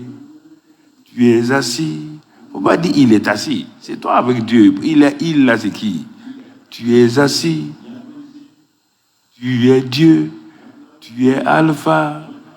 Chante ça doucement. 10-15 minutes. Continue à louer Dieu avec ça. Et conscience qu'il est en toi, il est là dans le lieu secret. Et la présence de Dieu va commencer à venir au bout de 20, 15, 20, 30 minutes. Et tu es renouvelé. Commencer à chanter, à crier au hasard. Dans le lieu secret, c'est là qu'on est renouvelé. On est renouvelé. Et il dit, quand tu sors de ce lieu secret, voici les résultats. L'œil, l'oreille. Et continue. Après l'oreille, c'est quoi? Donc, les justes croissent comme le palmier. Alors, la croissance dans ta vie commence à se manifester. Il s'élève comme le cèdre du Liban. Donc, tu vois ta vie en train de progresser. Il y a une croissance dans ta vie et tu grandis. Mon frère, la suite, qu'est-ce qu'il dit encore? Planté dans la maison de l'Éternel, il prospère dans les parvis de notre Dieu. La prospérité t'accompagne. Ce sont les effets induits de l'onction comme ça. Donc tu comprends, l'onction ne laisse pas quelqu'un indifférent. L'onction conduit, l'onction guide. Et tu comprends, ils portent encore des fruits dans la vieillesse. Dans la vieille, ils ne sont pas stériles. Ils portent des fruits dans la vieillesse. Ils sont pleins de sève et verdoyants. Ils sont pleins de sève et de verdoyants. Pour faire connaître que l'Éternel est juste. Il est mon rocher. Il n'y a point en lui d'iniquité. Tout ça, c'est l'huile fraîche. L'Éternel règne. Il est revêtu de majesté. L'Éternel est revêtu, bon, etc. On s'arrête là. Voici l'onction fraîche, ce que ça produit. Ce que ça produit dans ta vie et ça t'amène à aller de l'avant. C'est pourquoi, quand on compare acte 2, acte 2, acte 4, acte 6, acte 8, acte 13, quand tu regardes comment l'onction est en train de grandir dans la vie et tu vois un changement notable. Acte 2, c'est 120 personnes qui montaient dans la chambre haute vraiment avec des amertumes et des rancunes. Les uns contre les autres. Pierre le traître était là. Jean et Jacques qui voulaient prendre les premières places étaient là. Thomas, l'incrédule, était là. Et tous étaient là. Et il y avait Marie, cette sainte femme qui était là. Donc on dit les frères et les sœurs de Jésus. Ils étaient tous là. Mais c'était un groupe hétéroclite. Un groupe qui ne s'entendait pas. Ils sont montés. Comme ils ne s'entendent pas, ils ont trouvé un point d'entente. Ils ont dit, quelqu'un a dit, mais on est 11 maintenant. Judas est mort, il est parti. Ils ont cité même un verset concernant le départ de Judas. Dieu dit, mais et vous-même? Bon, ils ont dit, on va élire quelqu'un à la place de Judas. Ils ont choisi Matthias. Quand ils ont fini de choisir Matthias, Dieu dit, mais et la suite? Mon fils vous a dit de monter là-haut, à la chambre haute, car vous recevrez la puissance d'en haut. Et vous serez mes témoins. Jusqu'à présent, vous êtes en train de tourner. Vous avez peur des uns des autres. Vous vous êtes tellement mal critiqués, vous êtes mal jugés, que vous avez peur de vous agenouiller, puis prier. Vous ne pouvez pas prier avec quelqu'un que vous avez critiqué, ça ne passera pas. Vous ne pouvez pas prier avec quelqu'un que vous n'aimez pas. Satan te dit que tu es hypocrite. Non, les premiers jours de la chambre haute ont été très difficiles. Leur conscience les grondait. Et c'est pourquoi les premiers jours-là, ils s'occupaient des choses secondaires. C'est après ça qu'au fur et à mesure, le Saint-Esprit a commencé à les convaincre. Il n'était pas en eux encore, mais de l'extérieur, il commençait à les convaincre. Et ils ont commencé à se rapprocher les uns des autres, à confesser leurs péchés, à dire, moi, il y a telle chose. L'autre dit, moi aussi, j'ai fait ça, etc., etc. Tous les grands réveils du monde ont commencé par la confession des péchés des uns des autres. Toujours. Quand les réveils devaient commencer, Satan s'est opposé à la confession des péchés. En disant, non, c'est pas utile, confesse ton péché tout seul. Mais quand les gens ont commencé à s'approcher des uns des autres, à confesser, et tout de suite là, il y a eu, donc, comme le ciel s'est effondré, le ciel s'est ouvert, et le Saint-Esprit a commencé à agir. Et même ça, dans un petit groupe, dans une cellule, si les gens se réunissent et puis prient et cherchent la foi de Dieu et confessent leurs péchés, comme il est dit dans ce livre de chroniques là, il dit, mais je viendrai. Mais c'est que souvent nos prières sont des prières pour avoir. On n'est pas assez honnête pour aller en profondeur. Toi, tu es en train de prier. Dieu te dit que tu as quelque chose contre ce frère là. Tu ne veux pas te lever, aller voir. Mais tu as prié là. Tu mets tout le monde dans l'embarras. Et moi, je ne comprenais pas ça. J'étais nouveau converti. Et j'avais... les samedis soirs, on partait pour la chorale de jeunes. Aller faire des répétitions pour le dimanche matin. Un samedi soir, on est parti pour la chorale.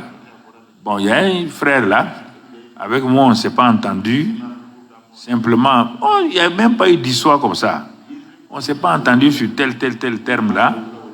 Bon, Je crois que tous les deux, on est partis un peu frustrés, sans haine et amertume.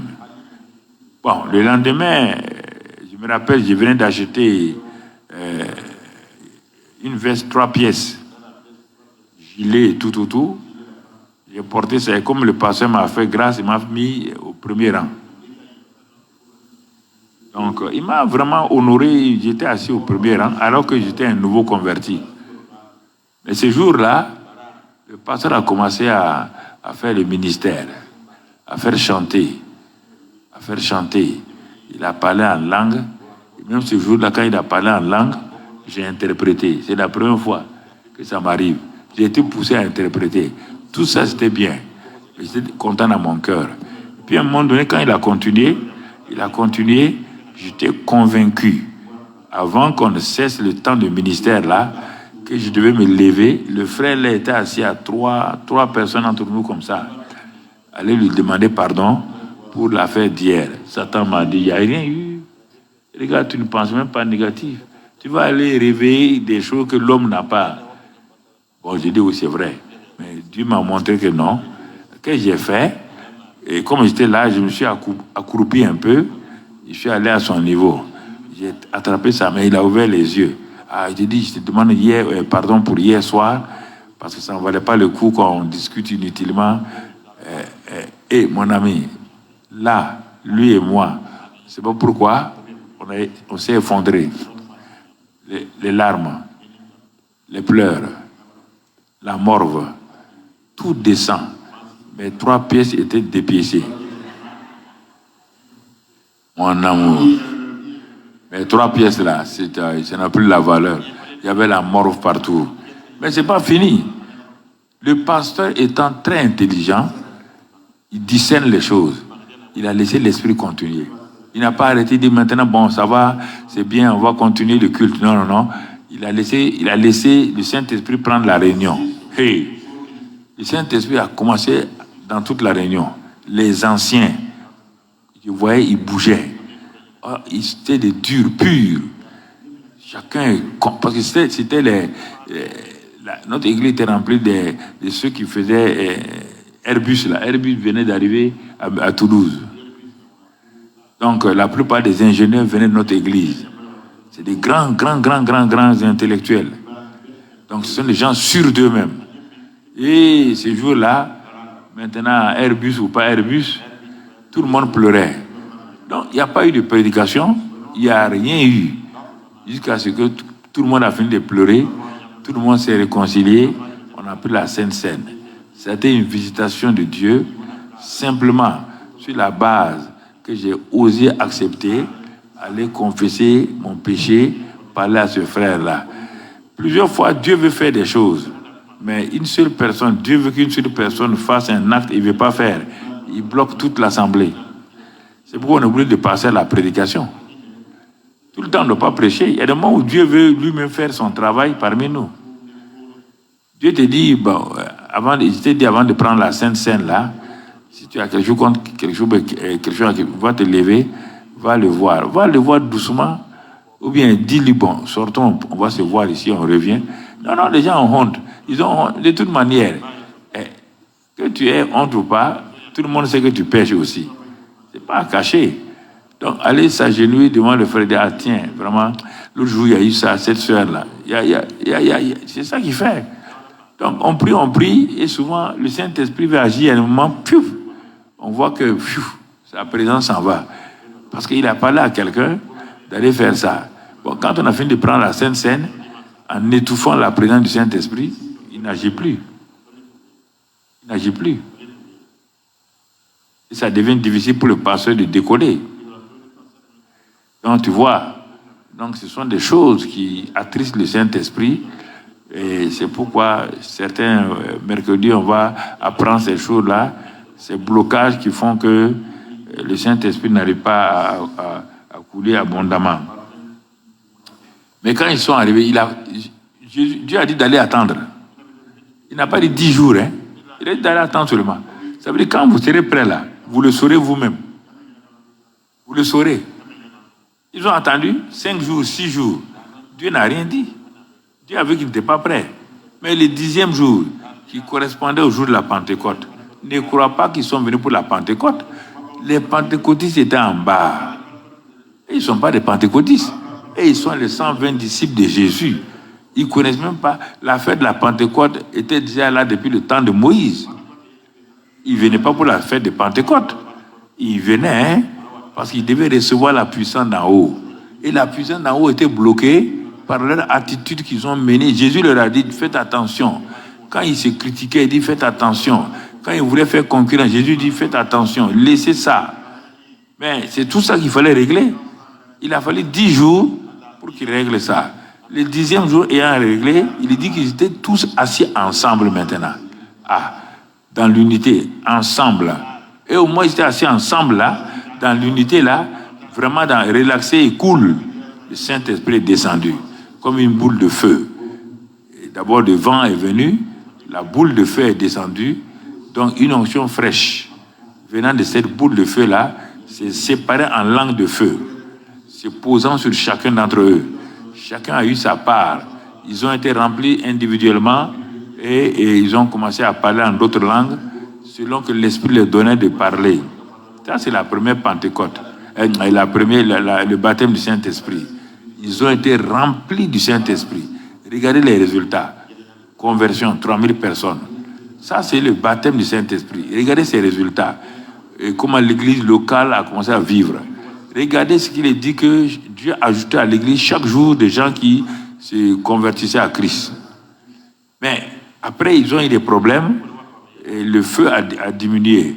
On a commencé à les persécuter. À cause de ça, le feu avait diminué parce que c'était des nouveaux convertis. Dans Acte 4, Jean et Pierre qui ont été saisis viennent raconter à l'église comment ils ont été saisis, mis en prison et tout.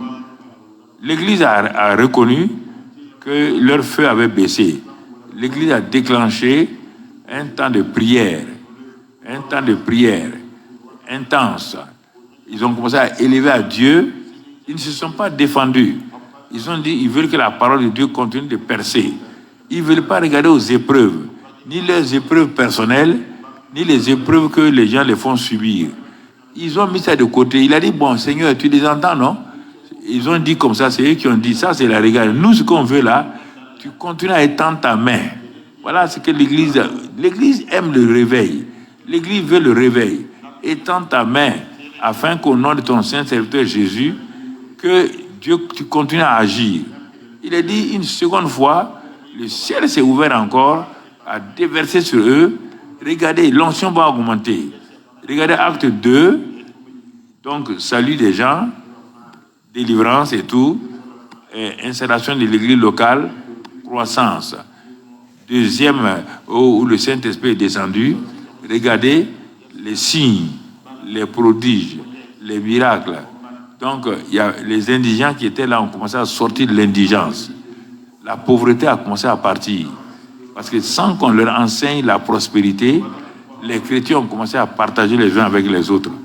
Ils n'ont pas eu besoin de Matthieu 25. Ils n'ont pas dit, non, l'onction les a amenés de tout cœur là, à regarder tel frère, telle sœur là, à venir voir les apôtres en disant, bon, je vois que tel frère là, il n'a pas suffisamment de nourriture. Voilà, j'ai fait ça. Les gens ils ont commencé à vendre leur terrain pour se donner. Et l'église a commencé tout de suite à s'enrichir. Les gens étaient bénis, à tel point qu'un nommé Barnabas, qui n'était pas apôtre, est parti vendre son terrain. Il est venu mettre le prix au pied de Pierre. C'est ça qui a fait de lui un apôtre. Donc cette porte-là, cette offrande a ouvert la porte de l'apostolat pour Barnabas. Donc tu comprends. Si cette offrande a ouvert la porte pour Barnabas, l'attitude contraire a tué Ananias et Saphira. Ça se suit là. Quand Barnabas a fini de donner son terrain, Ananias et Saphira sont venus. Et ils sont morts. Donc vous voyez là, la présence de l'Esprit Saint se mouvait et tout de suite, Jérusalem était secouée parce que maintenant les gens avaient peur des disciples. Et les disciples disaient d'amener, il dit Pierre. Les gens veulent voir Pierre. Il dit non, Pierre est occupé. Si vous voulez que Pierre guérisse les gens, apportez vos malades. Demain, il va passer à telle heure ici. Il va passer ici. posez vos malades au bord de la route. Même son nombre. Regardez, l'Église a commencé à prendre conscience que lorsque l'onction est renouvelée, l'onction est fraîche. Ils ont crié à Dieu, que Dieu fasse ça, les miracles s'amplifient. Et l'homme de Pierre guérissait les gens. Donc tu vois, chaque fois, quand ça diminue, acte 6, ça a diminué à cause de l'Église a grandi pour de moins se distribuer les vivres. Là encore, la prière, l'onction est revenue. Étienne, Philippe ont été désignés. 2 jeunes puissants. Un jeune est venu s'opposer à eux. Il s'appelle Saul de Tarse. À cause de ça, on a tué Étienne. Mais on a posé les habits d'Étienne aux pieds de Saul de Tarse. Dieu venait de faire le transfert de l'impartation. Étienne est mort. L'onction qui est sur les habits d'Étienne là, c'était aux pieds de Paul. Et tout de suite là, cette onction s'est saisie de Paul. Regardez, le ministère qu'Étienne avait, c'est ça que Paul a hérité. Regardez les partis partout maintenant. Il a subi les mêmes choses qu'il a subi. On a lapidé Pierre, Paul a été lapidé. On l'a gardé pour mort, Étienne aussi était mort. Mais lui ne s'est pas réveillé. Mais Paul s'est réveillé. Donc vous voyez là, chaque fois, dans Acte 13, ils se sont rassemblés pour savoir maintenant où est-ce qu'ils vont aller, la direction à prendre, comment l'Église sera dirigée. En priant encore, le Saint-Esprit est revenu. Ce n'est pas un nouveau baptême. Non, c'était un rafraîchissement pour montrer comment ils doivent travailler dans l'œuvre de Dieu. Et le Saint-Esprit a dit, mettez-moi à part Barnabas et Saul pour l'œuvre à laquelle je les ai appelés. Donc ils avaient travaillé, mais ce n'était pas l'œuvre à laquelle Dieu les a appelés. C'est pourquoi Dieu a préparé de bonnes œuvres. C'est dans Acte 13 que Dieu va leur dire maintenant, voilà les bonnes œuvres que j'ai préparées pour Barnabas et Saul. Donc il a montré, ils ont commencé à travailler ensemble. Et un jour, il y a eu un problème entre Barnabas et Saul à cause du cousin Marc de Barnabas. Ils se sont séparés. Il y a des moments où on se sépare comme ça, mais ils vont se retrouver plus tard, etc., etc. Un seul baptême, plusieurs rafraîchissements dans ta vie. Et cela se fait quand tu décrètes des temps de rafraîchissement, des temps de louange et d'action de grâce, et tu vas voir comment Dieu va agir, Dieu va travailler dans ta vie. Ça, c'est l'onction renouvelée. L'onction renouvelée. Et ça, ça permet d'aller de l'avant, de progresser. Donc, ce n'est pas un nouveau baptême. C'est une onction renouvelée qu'on appelle un rafraîchissement, que nous appelions ce temps, il y a quelques années, des temps de rafraîchissement. Des temps de rafraîchissement, donc de renouvellement. Donc, c'est dans cet esprit-là que nous sommes en train de rentrer, tout doucement, afin que les gens soient conscients de ça. Il faut donc mêler avec tout cela avant d'aller de l'avant. On va s'arrêter quelque temps, on a encore 22 minutes pour arriver à 21h, donc on va, avec le groupe musical, chanter un cantique. Nous restons où tu fermes tes cahiers et tout. Tu ranges tes affaires. Maintenant, nous allons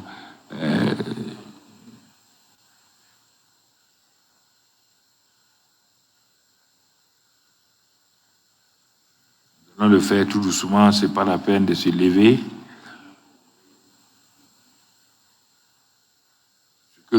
Ce que nous voulons ce soir, c'est un simple attouchement de la main du Seigneur Jésus. Et nous devons avoir faim et soif de la réalité du Saint-Esprit dans nos vies. Et s'il n'y a pas cette soif-là, le Saint-Esprit ne se manifeste pas en nous. Si le Saint-Esprit est une simple option, je dis, bon, je veux, je ne veux pas, rien ne se passera. Mais si c'est le désir, je le veux vraiment, je soupire après cela, il peut me renouveler pour que je puisse aller de l'avant. Ce n'est pas une affaire de crier, de sauter, non. C'est une affaire de rester dans sa présence et de désirer cette présence est manifeste. Elle est là, mais elle n'est pas manifeste. Et les disciples dans Actes, il dit, étends ta main, manifeste ta présence. Nous ne voulons pas une prière, nous manifeste ta présence. Et tu peux le faire chez toi dans ton lieu secret. Et alors en ce moment-là, tu vas voir que Dieu va te renouveler très souvent et tu vas aller de l'avant. Donc, c'est sa main qui nous touche, sa main du Seigneur Jésus, pour recevoir donc un renouvellement, un rafraîchissement de la main du Seigneur Jésus-Christ. Donc, baisse ta tête simplement, non, tout doucement, baisse ta tête simplement et suis-moi, parce que c'est moi qui vais diriger les choses. Donc, c'est important que tu comprennes. Tu es là ce soir et toi, tu es à la télévision, aux réseaux sociaux. As-tu réellement faim et soif de l'onction fraîche et renouvelée? Est-ce que tu es fatigué de vivre une vie de rétrograde et tu vois que ça ne va pas? Mais tu n'as pas le courage de parler à Dieu, d'être renouvelé parce que tu penses que Dieu va t'envoyer quelque part. Tu as des idées négatives sur le remplissage à nouveau du Saint-Esprit. À cause de ça, tu luttes. Et tu dis, tu poses des questions de si, Seigneur, si, il y a ça, si, ceci ou cela. Et tu penses, mais si je fais ça, peut-être Dieu va me faire sortir de mon travail où je gagne bien. Ça, ce sont tes pensées à toi. Donc, mon ami, mon frère, ce qui est important, si tu as vraiment faim et soif, ce soir, si tu pries comme cela se doit, et tu veux que vraiment le Seigneur te touche, ce soir-là, il va le faire. Il va te renouveler. Et tu iras chez toi, un homme, une femme renouvelée.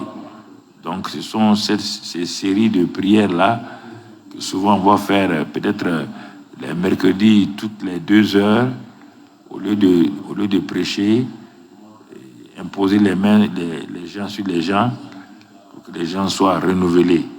Ils ont besoin de ça. Les gens sont fatigués et même ils chantent sans conviction. Donc ce soir-là, donc le groupe musical va commencer par les instruments tout doucement. Et après on va prendre le chant nous-mêmes. Tu vas écouter. Et donc ça soit la guitare, le piano, tout, un attouchement de la main du Seigneur Jésus. Et je recevrai l'huile de l'onction du Saint-Esprit. Ils vont jouer ça tout doucement jusqu'à ce que je dise maintenant, on va prendre les paroles. Reste par là.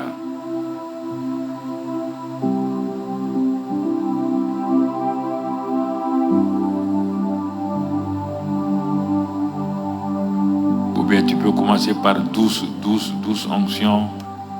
Voilà.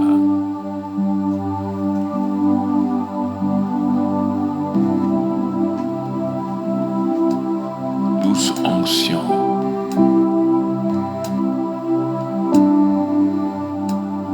Reste concentré sur la présence de Dieu.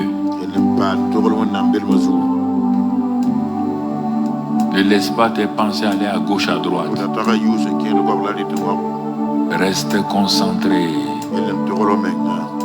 Il a dit là où 2 ou 3 sont assemblés à mon nom, je suis au milieu d'eux. Il est présent maintenant. C'est une douce onction. Une onction qui est là.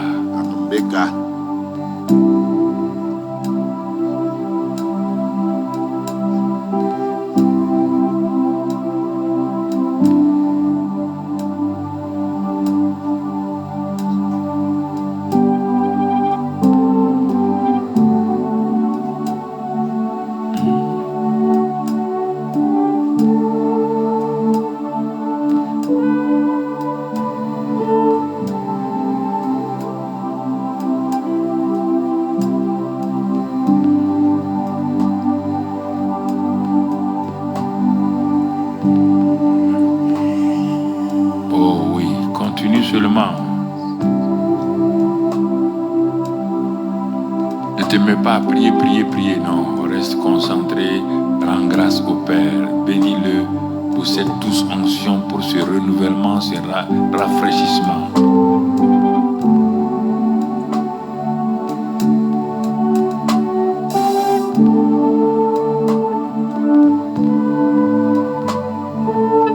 Crois, quand tu vas dire un attouchement de la main du Seigneur, crois ça toi-même. Sa main va se poser sur toi ce soir.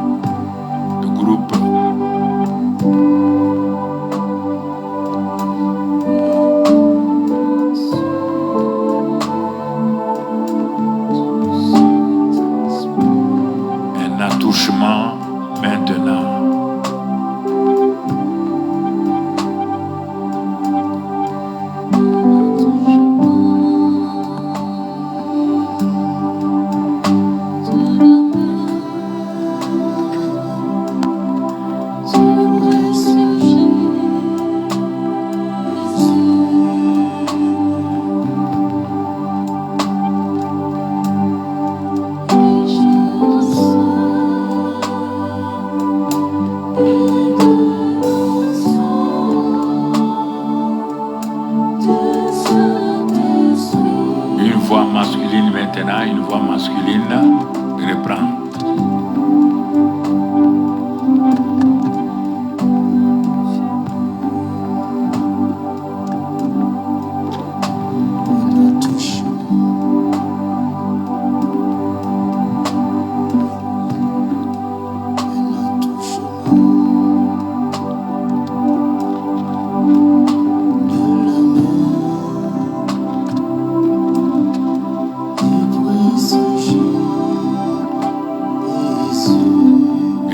Reçois ou je recevrai. L'huile de l'onction maintenant du Saint-Esprit.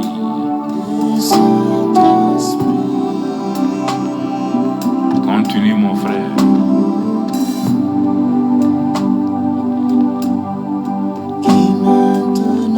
Qui maintenant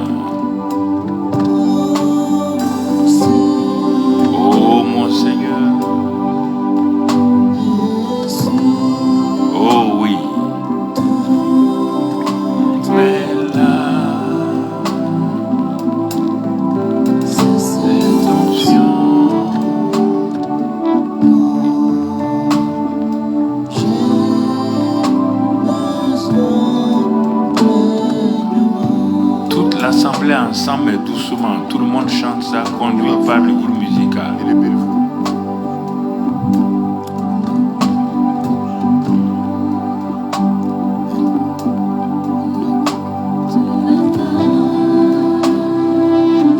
Toute l'assemblée, le groupe musical ensemble, tout le monde ensemble, un peu plus.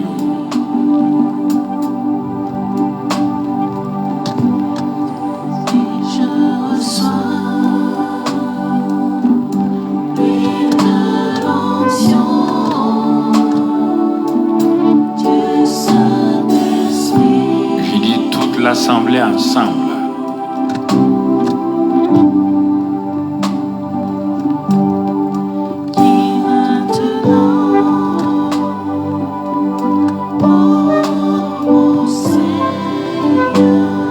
Lève tes deux mains, là tu vas débloquer ta voix.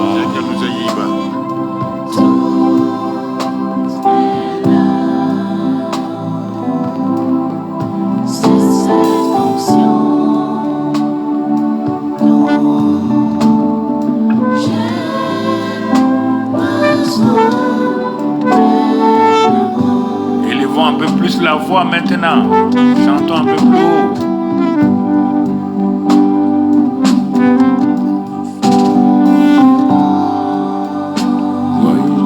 Un attouchement. Oh oui. Crois, un attouchement de la main du Seigneur Jésus.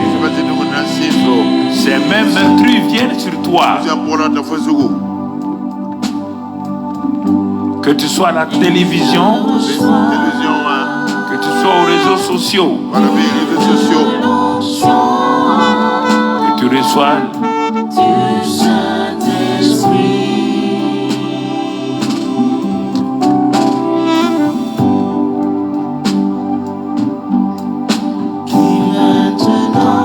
Qui maintenant, oh mon Seigneur, oh oui, mais là, j'essuie toutes mes larmes. C'est cette onction dont j'ai besoin maintenant.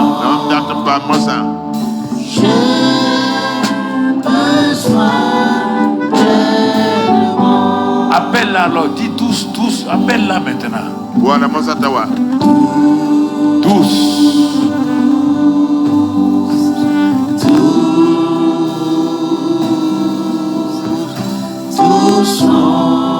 Laissez le Saint-Esprit visiter la salle. Ne criez pas.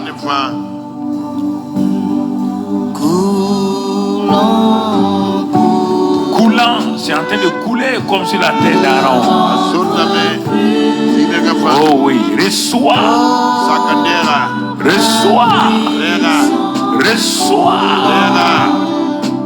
Une fraîche.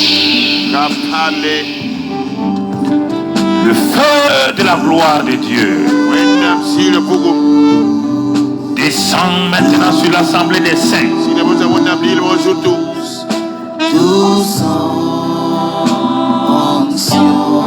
Oh oui.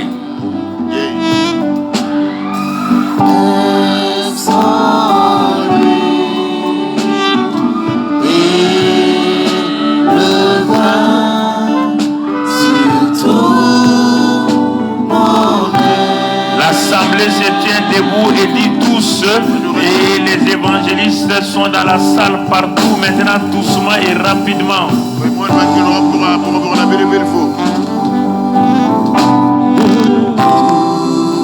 De derrière en bas et partout, rapidement.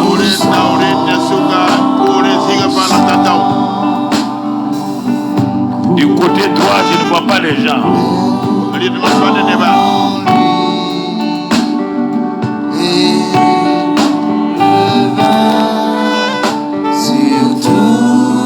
Rentrez dans les allées.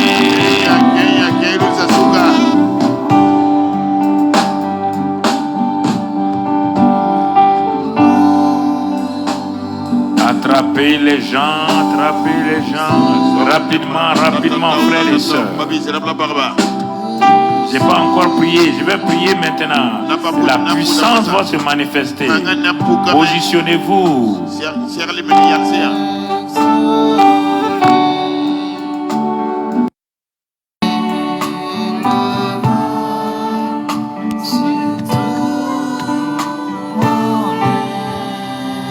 Ensemble, un attouchement ensemble du Seigneur. Et quoi?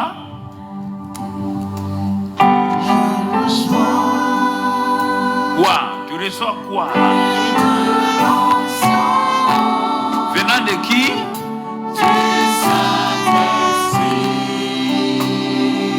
Du Saint-Esprit.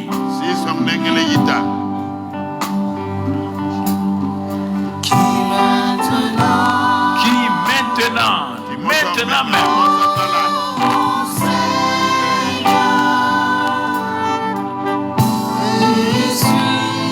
Oh oui.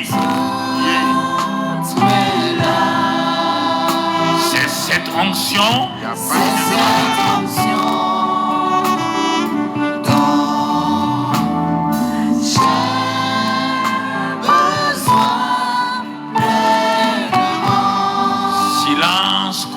Silence complet. C'est cette onction dont tu... n'applaudis pas. C'est cette onction dont tu as besoin maintenant. Tu l'as appelé, tu l'as invoqué. Maintenant, ce rafraîchissement, cette huile fraîche, maintenant même, viens sur toi. Viens sur toi. Viens maintenant. Onction fraîche. Descends sur eux. Individuellement. Guéris ses cœurs. Guéris ses cœurs. Ses cœurs brisés. Recevez.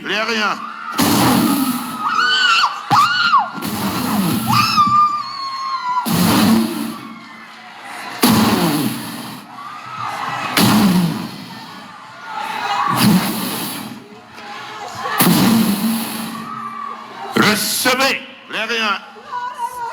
Recevez dans vos maisons, aux réseaux sociaux. Recevez cette onction là maintenant. Mets ta main sur ton cœur. Si tu es venu avec un cœur brisé ce soir, ton cœur est restauré et guéri. Ton cœur est restauré et guéri. Ton cœur est restauré et guéri. Ce soir, tout ce que tu as mené qui t'oppresse, ce soir, tout cela est brisé au nom de Christ Jésus. Tout esprit de tristesse est détruit au nom de Christ Jésus. Maintenant, reçois la visitation du Saint-Esprit. Reçois la visitation du Saint-Esprit. Reçois la visitation du Saint-Esprit. Lève tes mains et remercie le Seigneur.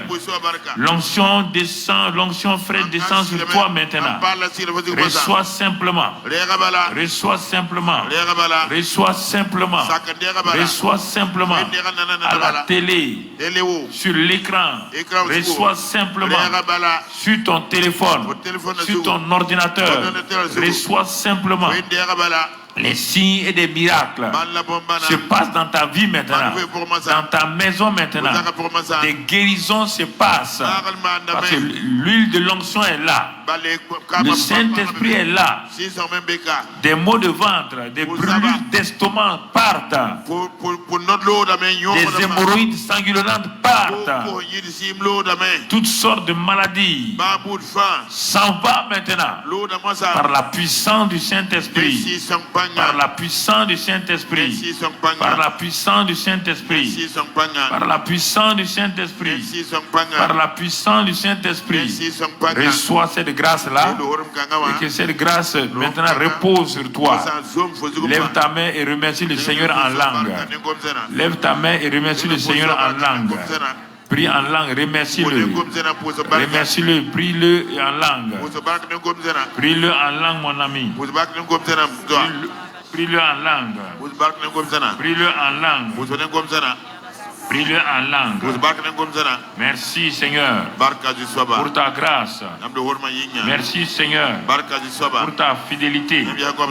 Merci Seigneur pour ta bonté. Merci Seigneur pour ta grâce. Oui. Le Seigneur est fidèle. Il n'a pas changé. Il n'a pas changé. Rends grâce dans tous les domaines. Reçois cela. Il faut dire, Seigneur, j'ai reçu cette onction fraîche. Cette onction fraîche dans ma vie.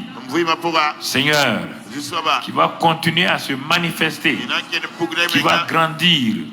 Chaque fois que je chanterai tes louanges, chaque fois que je glorifierai ton nom, cette huile fraîche-là va grandir pour accomplir dans ma vie des signes et des prodiges. Dans mon travail, dans mon ministère, des signes et des prodiges. Ce soir déjà, je te remercie pour ce démarrage-là. J'ai confiance que ce que tu as démarré ce soir dans ma vie va continuer à s'amplifier. Je te remercie. Sois béni et sois loué dans le précieux nom de Christ Jésus. Dans le précieux nom de Christ Jésus. Asseyez-vous 2 minutes. Envoyez-moi s'il vous plaît Deutéronome 7, versets 14 et 15. Deutéronome 7, versets 14 et 15. Nous restons dans le calme toujours. Deutéronome 7, versets 14 et 15. Donc, ces 2 versets, le verset 14 d'abord, et ensuite le verset 15. Donc, pourquoi on va le lire? Dieu dit, quand tu seras dans le pays de Canaan, et nous sommes dans le royaume des cieux plus grand que le pays de Canaan. Regarde ce que Dieu dit. Donc c'est pour ce soir-là que je te laisse ça. Il n'y aura chez toi ni homme ni femme stérile. Est-ce que vous m'entendez? Ça c'est pour ceux qui n'ont pas le baptême du Saint-Esprit. Ils ne sont pas enfants de Dieu. Dieu a décrété. Tu seras béni plus que tous les peuples. Parfois c'est un peu pénible. Dieu a dit tous les peuples du monde là. Tous les peuples du monde là. Tu seras béni plus que tous. Si tu ne réponds pas à Dieu, tu veux qu'il fasse quoi? Si tu te tais, tu veux qu'il fasse quoi? Ou bien tu as honte, ou bien tu ne crois pas.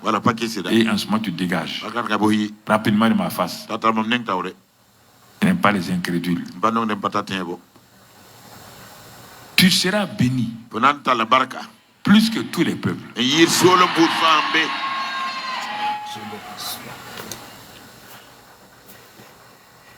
Non. Je veux que tu ailles chez toi, t'assois ta nourriture jusqu'au mercredi prochain. Le mot béni, Dieu ne peut rien faire. Au commencement, il dit soyez bénis. Quand il a repris avec Noé, il dit soyez bénis. Quand il a repris avec Jésus, il dit vous êtes bénis de toutes les bénédictions. Si tu n'acceptes pas ça, que tu es béni plus que tous les peuples, comment le reste là va faire quoi? Je suis béni plus que tous les peuples. C'est pas parce que j'ai prié ou j'ai jeûné. C'est une décision souveraine de Dieu. Il dit tous citoyens du royaume des cieux, comme toute personne qui rentrait en Canaan, était bénie. Quelles sont ces bénédictions-là? Il dit il n'y aura chez toi. Jusqu'à présent, nous avons parlé de femmes stériles. Dieu vient de nous montrer ici. Nous savons, mais nous ne voulons pas. Ni homme, ni femme stériles. Ça veut dire qu'il y a des hommes stériles. Et les pauvres femmes, on met sur elles. Dieu dit, il n'y aura. Donc, à partir de maintenant, si tu es marié, tu n'as pas d'enfant pour le moment. Tu dois te dire toi-même homme là. Ça ne vient pas de ma femme. Seigneur, tu as dit, il n'y aura pas chez moi ni homme ni femme stérile. Voici ma femme. Elle ne veut pas être stérile. Voici moi-même. Je ne dois pas être stérile. Et puis il dit, si tu as des moutons, des choses chez toi, ni bêtes stériles parmi tes troupeaux. Même Dieu va jusqu'à ce qui t'appartient parmi les troupeaux. Dieu va là-bas. Mais écoutez, il s'intéresse à toi à tel point qu'il va même dans ce qui t'appartient là. Ça veut dire quoi? Ni travail stérile. Tu ne peux pas dire que toi, tu as un travail. Tu vends du riz et ton riz là n'est pas fécond. Tu ne peux pas dire ça. Pourquoi tu ne poses pas ta main quand tu as fait de préparer le riz là? Posez ta main. Prendre un peu d'onction d'huile. Mettre un peu sur ça. Dis je m'en vais. Si mon riz ne finit pas, le riz de quelqu'un ne finira pas. Les gens vont apprécier mon riz à cause de l'onction qui est sur mon riz.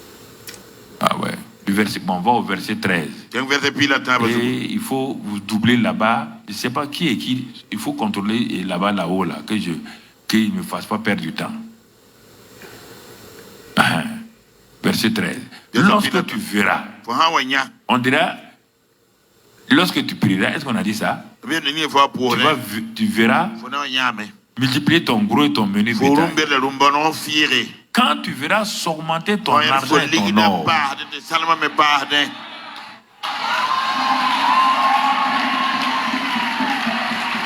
Donc vous croyez parce que vous êtes master. Abraham avait quel master? David le petit berger, il avait quel master? Salomon avait quel master? Dieu dit, c'est lui, il faut te souvenir de lui. Qu'il est l'auteur de quoi? De l'argent et de... Et quand il va augmenter ça, et si tu ne crois pas qu'il va augmenter, tu vas souffrir. Et s'accroître. S'accroître quoi? Tout ce qui est à... Écoute-moi. C'est difficile, hein? Ce qui t'appartient là, c'est ça qui va croître. Si tu as une bille aujourd'hui, ça va se croître. 10 billes, 20, 40, 50, 60. Ce n'est pas ce qui appartient à ton oncle, hein? C'est ce qui t'appartient là. Donc, si c'est 100 francs qui t'appartiennent, les 100 francs vont s'accroître. Si c'est une petite boutique, une table que tu as, la boutique va s'accroître. Si tu as un petit bureau que tu as, tu auras le poste de chef de service, directeur de service. Tout ce qui est à toi là, c'est ça que Dieu fait croître. S'accroître. Tu vois, on continue. Tout ce qui est à toi, prends garde. Que ton cœur ne s'enfle. Parfois Dieu te regarde, il dit si je mets dans la main de cette fille, je ne vais plus la voir. Elle va disparaître. Elle va se détruire. Il dit prends garde que ton cœur ne s'enfle et que tu n'oublies l'éternel. C'est ça le problème de Dieu. Beaucoup de gens oublient Dieu qui t'a fait sortir du pays. Donc tu vois, du pays d'Égypte et de la maison de la servitude. Bon, si tu continues, tu vas trouver les mêmes choses. Tu vas trouver les mêmes bénédictions. Deutéronome 7, Deutéronome 8, tu médites ça. Il dit c'est pour toi. Médite, pose ta main, proclame. Ne cherche pas ailleurs. Cette semaine, ne cherche pas. Va dans ça. Proclame. Et les choses qui t'appartiennent là, tu dis c'est ça qui va croître, non? Oui. Ça va croître, Seigneur, oui. Ça va croître, oui. Mais l'onction d'huile, ou bien asperge le sang dessus. Fais des choses pratiques. Ne laisse pas les gens te décourager que votre pasteur là dit des choses bizarres. Laisse-le que ça n'a qu'à être bizarre. C'est pas bizarre pour toi ni pour moi. Laisse-le, ça n'a qu'à être bizarre pour toi. Tu comprends? Donc, ma fille, mon fils, ce sont des choses pratiques qu'on va aller parce qu'on est au début. Il faut que je t'amène tout doucement jusqu'à ce que ton cœur saisisse. Si ton cœur n'a pas saisi là, tu vas douter. Quand tu verras certaines choses, tu vas douter. Et les gens vont te troubler en ville. Donc ça, aujourd'hui, c'est cette leçon pratique-là que je te laisse là. Donc, Deutéronome 7, Deutéronome 8, tu médites ça, par la grâce de Dieu, et on va poursuivre le mercredi, non? C'est ça? C'est ça, mercredi prochain. Bon. Je vais prier pour terminer. Excellent Père, nous voulons vraiment, si Israël a été béni à Canaan, il n'était pas né de nouveau. Il n'avait pas le Saint-Esprit, mais simplement par ton amour, ta grâce, tu as fait d'eux un peuple puissant. Et jusqu'aujourd'hui, ils sont puissants. Et c'est pourquoi, Père, nous sommes tes enfants. Notre Père, tu es notre Père céleste. Ce que notre Seigneur nous a dit, il a dit qu'il a pris notre pauvreté, afin que nous soyons bénis et riches. N'ont pas peur de ces mots-là. Les gens veulent nous faire croire que les chrétiens doivent être riches. Nous sommes riches, ils nous seront riches. Voilà, Père. Pas besoin d'autre chose. Te remercions, te bénissons, parce que tu nous as donné des lois spirituelles, des principes spirituels. Et ta grâce continue de couler abondamment. Ceux qui ont suivi en présentiel, télé et par les réseaux sociaux, qui rentrent dans ces bénédictions-là, ils marchent dans ces bénédictions, et que ta grâce soit sur eux, Père, au nom de Jésus-Christ. Amen. Amen. Amen. Allez en paix. Allez en paix et que la grâce de Dieu soit sur vous. Au nom de Jésus. Amen. Amen. Amen.